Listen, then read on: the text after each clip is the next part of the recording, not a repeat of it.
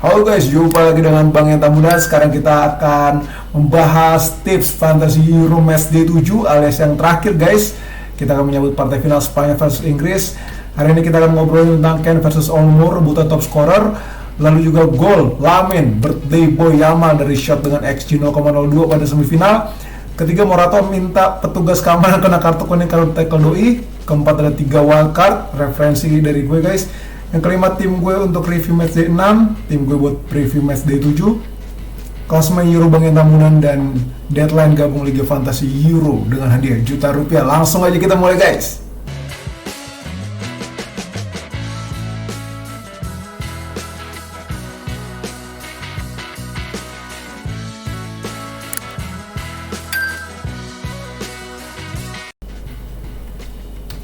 Oke, yang pertama guys, sekarang dari 1, 2, 3, 4, 5, 6 yang sudah menciptakan 3 gol di Euro 2024, hanya tersisa 2 di laga puncak ya guys.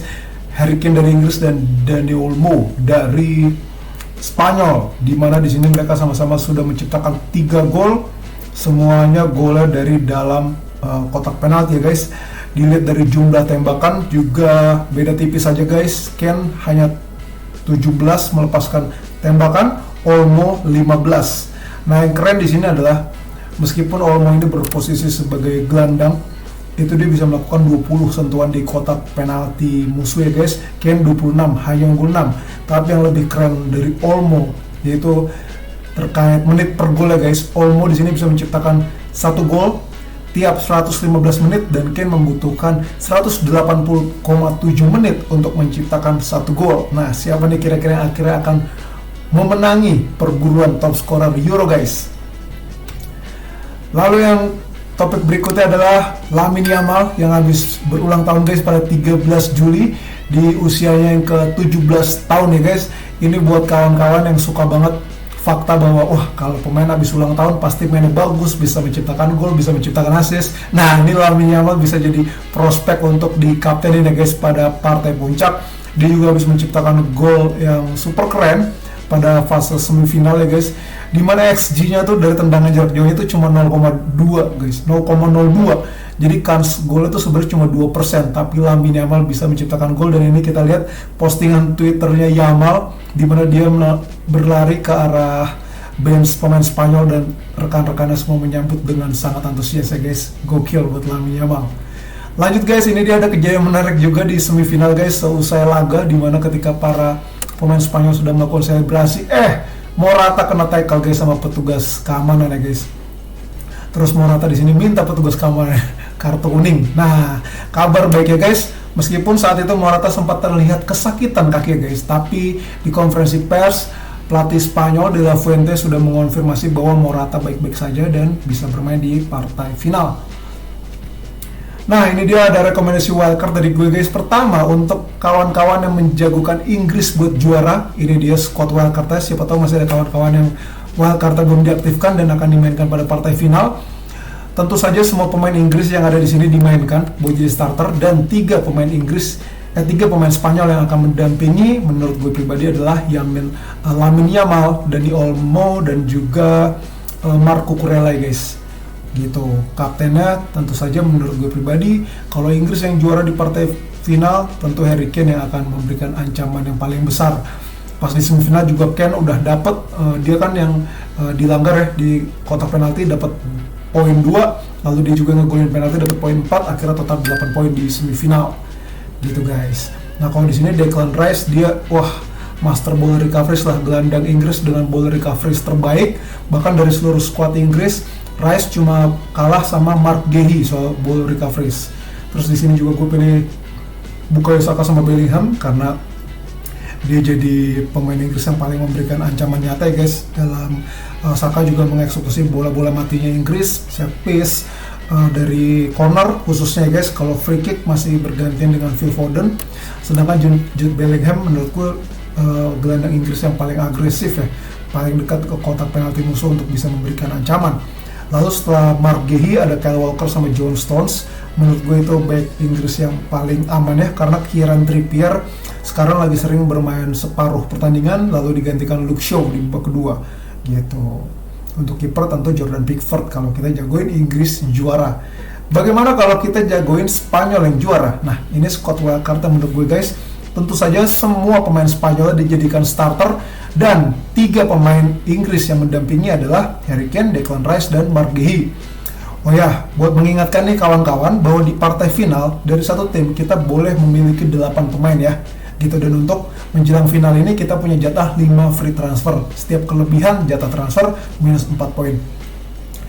Jadi kalau Lamine Yamal tentu adalah striker Spanyol yang paling tajam, meskipun di partai puncak tidak menutup kemungkinan pemain-pemain yang di luar dugaan bisa menciptakan gol. Jadi bukan gak mungkin Alvaro Morata yang lebih gacor. Cuma namanya kita bermain fantasi, tentu kita melihat konsistensi ya guys. Dan Lamine Yamal selain paling konsisten, dia juga habis ulang tahun, juga habis dapat Player of the Match di semifinal. Jadi rasanya banyak sekali fakta-fakta yang mendukung untuk kita kaptenin di Lamine Yamal. Bahkan gue pribadi yang belum punya Yamal deg-degan juga guys menghadapi para kompetitor yang punya Yamal. Terus untuk di gelandangnya, gue di sini pilih 3 pemain Spanyol. Olmo udah tadi dibahas ya, Rodri sama Nico Williams. Kenapa Rodri? Karena doi menurut gue ball recovery-nya bakal banyak di partai final nanti untuk memutus segala serangan dari Inggris. Dan Nico Williams menurut gue akan memberikan ancaman nyata dari sisi winger ya guys. Keagresifannya untuk gocek-gocek dan menusuk ke kotak penalti musuh menurut gue sangat krusial buat yang jagoin Spanyol tentunya. Dan untuk di lini belakang, Carvajal akan menemani Cucurella bersama Laporte. Laporte ini ball recovery-nya juga mantuliti ya guys. Menurut gue Laporte dan Cucurella, dan faktanya juga Laporte Cucurella ini yang ball recovery-nya paling bagus guys.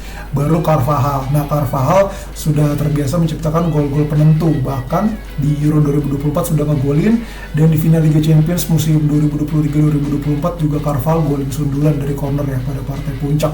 Jadi soal mentalitas nggak usah diragukan lagi. Nah, menariknya nih Carvajal bakal duel dengan Bellingham ya guys di sisinya nih. Menarik nih, apakah Bellingham sebagai junior berani bermain lepas menghadapi sang senior kiper tentu Unai Simon kalau kita jagoin Spanyol buat juara. Nah, gimana kalau kita main aman, alias mungkin kalau di mini league tuh terbilang kita udah di posisi 1, hanya pengen ngamanin peringkat supaya pasti juara dan dapat gelar, dapat hadiah ya guys. Ya skuadnya seperti ini, bagi rata deh tuh Spanyol sama Inggris ya. Spanyolnya 6 atau Inggris 6 yang jadi starter. Nah, kalau gue pribadi dengan squad main aman pasti akan pakai formasi 4-4-2. Penyerangnya Harry Kane, Lamine Yamal. Gelandangnya juga 2-2 dari Spanyol, Olmo, Rodri. Dari Inggris Rice. Nah, tinggal satu lagi partner Saka atau Bellingham gitu. Kalau gue prefer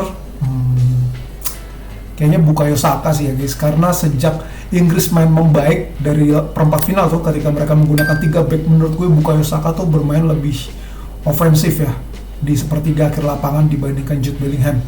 Kalau backnya juga mainin 4, Cucurella, Laporte sama Marc Guehi, Kyle Walker. Tinggal kipernya mau Unai Simon atau Pickford gitu preferensi. Nah, kalau main safety menurut gue kaptennya Dani Olmo. Karena di semifinal tuh kita bisa ngeliat ya guys bahwa Memphis Depay, Cody Gakpo itu lebih terkunci. Di situ yang lepas akhirnya bisa cetak gol jarak jauh adalah Xavi Simons. Yang menurut gue Xavi Simons itu perannya lebih mirip ke si Olmo gitu. Jadi mungkin Olmo yang lebih punya kans untuk menciptakan gol atau assist. Nah, ini squad gue guys di matchday 6 kembali flop, memalukan, membuat sedih dan kecewa tentunya. Kapten Bellingham cuma 1x2, striker Kane, Mbappe, Dembele.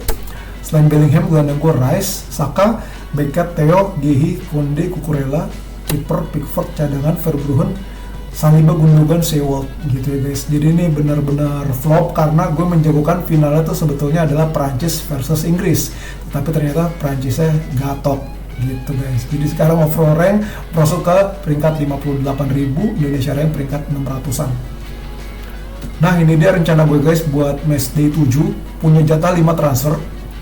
Gue masukin Lamine Yamal, Dani Olmo, Emerick Laporte, Dani Carvajal, dan Unai Simon.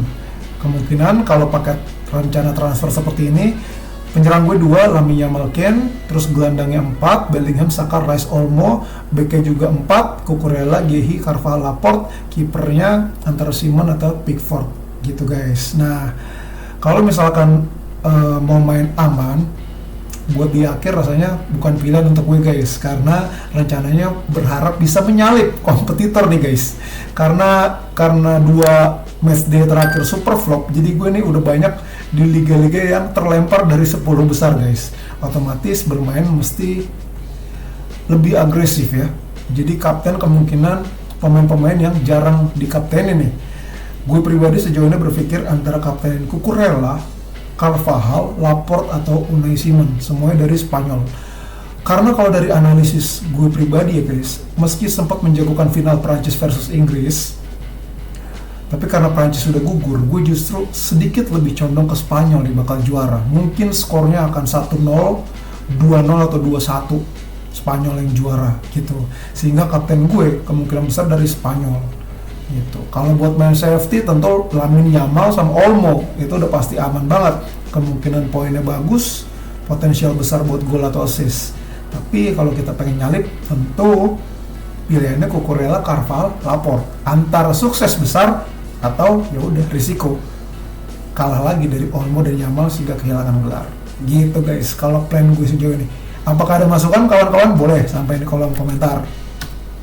Nah ini dia klasemen Euro Bangyan Tambunan, sang tuan rumah berada di posisi culun 116 saja guys, beda 41 poin ya dari sang pemuncak Fadul FC Hari.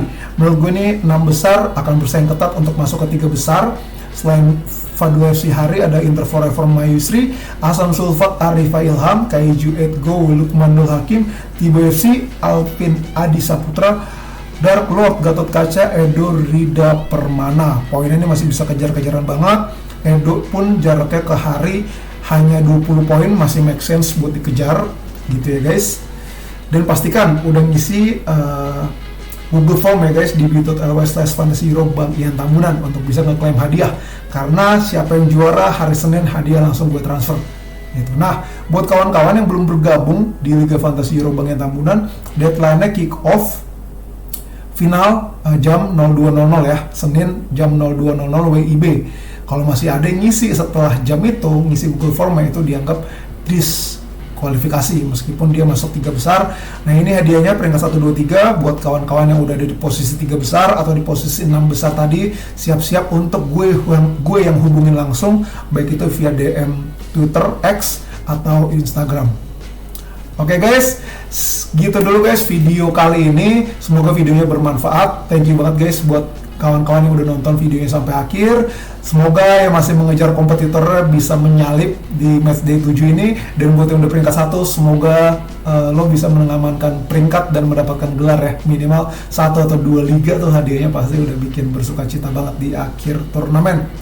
Buat kawan-kawan yang menikmati video Bangyan Tambunan, boleh banget guys buat di like, share, subscribe, dan klik tombol lonceng guys buat tahu update video terbaru dari Bangyan Tambunan. Sampai jumpa lagi guys, gas panen hijau guys, sehat selalu, Tuhan memberkati.